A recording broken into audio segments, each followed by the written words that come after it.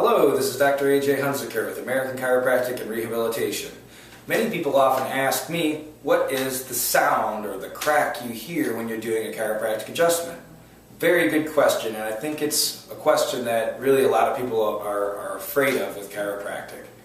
So, basically the way I explain it to people is, you have a joint, and pressure and fluid moves back and forth between that joint. Well, as it doesn't move properly, it builds up on one side versus the other side. And basically when you release that pressure, that pressurized fluid and air, it pops as it equalizes between the two areas of the joint. A way I explain it is, it's not two bones. If you give your finger a little pull and it pops, that's actually pulling the bones apart, not pushing them and crunching them on top of each other. Please feel free to contact me, Dr. A.J. Hunziker at American Chiropractic. Thank you.